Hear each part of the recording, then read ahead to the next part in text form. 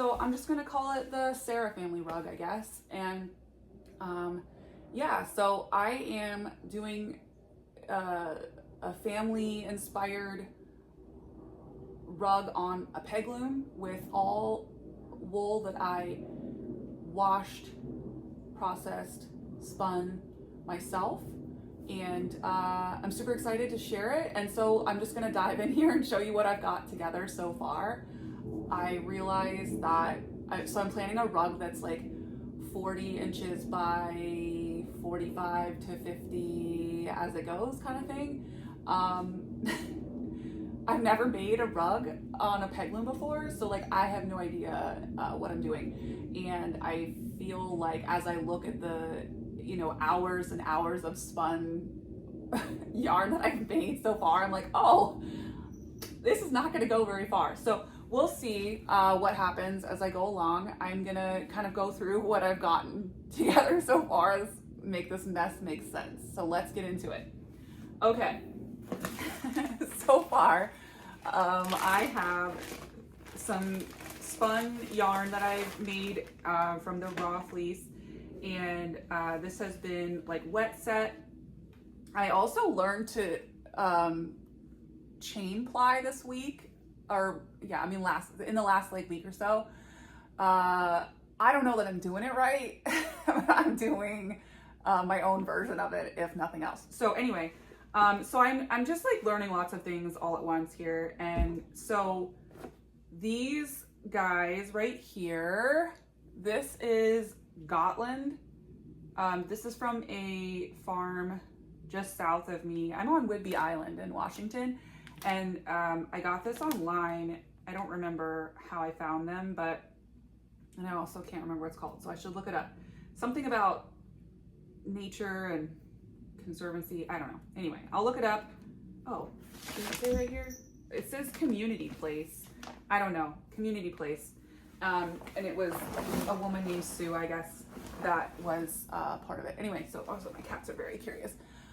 So anyway, I have this Gotland that I washed and spun up. This is gonna be my loom warp. I'm going to use this as the strings that are the base of my entire project. So I tried to spin it relatively thin, but you know, still sturdy. So yeah, and then I still have this big old thing of washed fleece that I had from this, like this is all Gotland by itself that I had washed, and yeah, so it's ready to spin.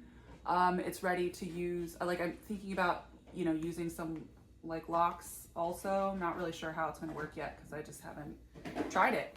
So, okay, so that's the Gotland from Washington. So that's our Washington, because we live in Washington now. I'm gonna hide this because the cats are so curious. No, thank you. Excuse me, no, thank you. This is Florida Cracker. Okay, so this is the Florida Cracker wool that I got from Silver Bullet Farm in Florida. I bought 4 ounces of raw fleece, and I washed it and processed it and spun it up, and it is so springy and fun. I really like it. I have one more skein upstairs that's wet setting right now, or Hank, whatever, that I made. And so this is Florida. It represents one or both of my kids. We'll see if I can get more Florida raw wool. But yeah, so my kiddos, my 2 youngest kids were born in, what is this cat? The cat is doing something and it's bugging me. Okay. My 2 youngest kids were born in Florida. So this is one of the Florida, you know, representations for my kids. So, put that in here. This is, oh, what in the world? What are you doing, cats? Oh, better than bugging me, I guess. Anyway, so, sorry, wow. This is Romney that I got from a farm in Michigan. I think it's 3L&S farms, and I yeah, so I washed it, I spun this up, I don't even remember if how many plies it is. It looks like I chain plied and 2-plied and then chain plied. I don't know. I love it. It's beautiful. And so Michigan is where my husband was born. And so I got Michigan wool to represent him. I have more. It's in this bag. It's washed. This is, and I have more that's not washed too. But this is washed already. I just was kind of just trying to spin up a sample to see like how it would go. So I have more. Anyway, so, but this is what it looks like so far. And I really love it. It has like these beautiful, rich chocolate brown and like gold and somehow silver. I don't know. It's beautiful. It's beautiful. I love it. Okay. Where are we at? Okay. Okay. So yeah. And then to represent me, because, you know, I'm the star of the show, I have Cotswold that I got from, I think it's Sweet Arrow Farm in Pennsylvania. So this was grown in Pennsylvania. This is from a 2-year-old ewe. From the same farm, I got some lamb, and I just love it. Oh my gosh, it's so pretty. I don't think I have, oh, you know what? I'm wet setting. I just started spinning it up last night, and I'm wet setting it right now. So it's upstairs, hanging up, trying to dry. I started combing.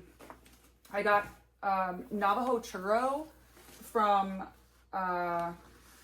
California. I'll have to look up the name of the, her name was Tabitha, but I don't remember the name of her business name. But anyway, so I got some, I washed it up to see how it would go. I combed it, separated out. It has like a softer, like down. It's like I think it's a dual coat. I don't know if it officially is. I don't know, because I don't know what I'm doing. I'm still new. I'm still learning all the time. So we're going to learn together. Anyway, so it has like a softer, like downy soft coat. So I did separate them and I set that softer one aside. I don't even know where I put it, but whatever. You know what? Is it in here? Actually, oh my gosh. Okay. Look at me. I'm so smart. So I saved it. I don't think I'm going to use the softer one in the rug because it's soft. So I'm going to find another project for it later. But anyway, so right now I have combed it. And then this was my first single that I spun of it. So this is Navajo churro. It was, it's really fun to spin. I did like notice, this is another video I made. I referenced how prickly, just not really so much the wool itself as I was spinning it, but like the little pieces that came off. And that might be because of how I processed it, or it might just be a characteristic of the wool. I'm not really sure, because again, a lot of this is new to me, both the types of wool and like just spinning in general is still pretty new. I'm still learning stuff all the time. Anyway, so what was I saying though? Oh yeah, this is the one where it felt like I had gotten a haircut and it was like just little hairs stabbing me all through my leggings that day. It was very, very, very annoying. But I really like it. I'm excited to make another ply and then ply it. And that one's probably going to be the best, like big chunky one I've made. I have a really hard time spinning thicker yarn. I make thin yarn. I just can't help it. And it might be because I'm using the drop spindle and I'm like so focused on, like drafting it perfectly. I don't know, but I'm having a hard time making thicker yarn. I'm working on it and pushing myself all the time. Cat, come on, get. Okay, so this is more Washington wool. I haven't decided if I'm going to use it in this project, but I just happen to have it. I just recently got it from a farm locally here on Whidbey Island. It's Tunis wool. It's so soft. So I'm probably not going to waste it, or not waste it, but I'm probably not going to utilize it in this project because it is soft. I just spun some up in the last week as well. It's wet setting upstairs. And then I do have that, some of that washed Romney from Michigan in here. Oh, I forgot to say, so California is where my oldest son was born. He is an adult now. He's 22. So he doesn't live at home anymore, but he was born in California. So that's what the California is representing. So we've got Pennsylvania, some Michigan, Pennsylvania, Washington. We're missing Hawaii. Okay, so I did reach out to the Ohana, I know it's Ohana something mill, Ohana fiber mill maybe. I visited in January, and I was so excited. They showed me how all their cool equipment works, and I did a little tour, and I bought some wool, but at the time I wasn't processing anything, and so I didn't even think to say like, oh, in the future. So I did reach out to see what the, we're going to investigate what the regulations are on possibly sending raw wool from Hawaii, because agricultural rules are pretty strict. I don't know yet, so I'm not sure. We're going to look into it and see what the rules are.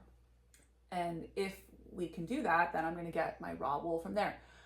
If I'm not allowed to ship the raw wool, then I'm going to buy washed wool from her. I'm still going to, comb or card it, whichever, and spin it up myself. But that's the plan right now, is that hopefully I can get some raw. And the Hawaii represents, where like a big part of my life that I lived and was happy, and met my husband there, got married there, and my grandson, my son's son, was born in Hawaii as well. So trying to get some Hawaii wool. Okay, that's all the wool stuff right now. I also have an unwashed fleece from Pennsylvania that has, it's a Finn sheep from, I think it's Smith Hidden Acres. I have to wash that up still. It's a black sheep. It's beautiful. And I'm going to use that also. And I have some more California ones too, because I think like this rug is just going to be so much bigger than what I'm like realizing, which is cool. Go big or go home, Anyway, so, and then I also am procuring some more fleece from Pennsylvania. Have tons from, not tons, but I have a bunch from Michigan as well. I have more of that same beautiful fleece. And then I think I don't know, I feel like that's everything. I'm probably forgetting something. Okay, let's get into, oh, look at this. I spun a Gotland single. I'm gonna chain play it today. Well, no, I'm gonna add more. I'm gonna add on to the single and then, anyway. Okay, I bought this storage bag because, as you've seen, I have cats, I have toddlers at home. I do not want my stuff messed with. So I bought this huge, I didn't know it was gonna be like this, whatever. I mostly just like needed it for the length of it or width of it, I guess, depending on how you look at it. So this is the peg loom. It is a 40-inch peg loom, and the pegs I forgot to bring over here because I haven't strung them or anything yet. So I have the pegs for it, and I found this on Facebook Marketplace. I was so stoked. Yeah, so I bought a storage bag so that as I start my project, I can tuck it in here safely and not have it messed with by anybody or get anything in it that shouldn't be. Yeah, and then the last thing, I don't know yet because I haven't done this before, but I have the idea that I don't really, so like with, if you're not a peg loom weaver, you put the warp, the string that's like the base of the rug, like through each of the pegs, and then they're, just out there.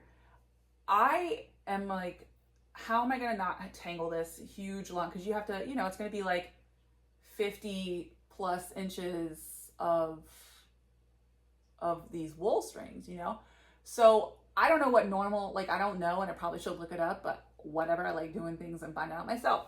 I like to learn the hard way, whatever. Anyway, so I have this Swiffer handle. I took the, mop off, and I think what I'm gonna do is that once I warp it, once I get all of the wool strings for the base through the pegs, I am going to wrap the end around this and then like roll it up. just so it'll be easier to kind of keep it all like untangled and together. And then as I move forward, you know, it'll all work out. I just know it. So that's my plan. That's my plan. That's all my plans. I have so many plans. I kind of mapped out last night like how I want to, you know, like where I'm going to put what wool and what I'm going to do. I don't know what's going to happen. I don't know. Who knows? Let's just see, you know? Yeah, so thanks so much for watching. If you're interested, please like, follow, share, subscribe, whatever. I'm going to post some snippets on Facebook, Instagram, but I think, you know, because these are going to be longer videos, I'm going to utilize YouTube a lot. So please do subscribe there so you don't miss anything. And yeah, thank you so much. Share it if you think it's cool. Like, share it with your friends, share it with, you know, anybody you think might be interested in following along. And yeah, thank you so much. Okay, well, we'll see you again soon. I'm gonna get some more stuff done and washed and moved and started, and yeah, thank you so much, guys. See you soon.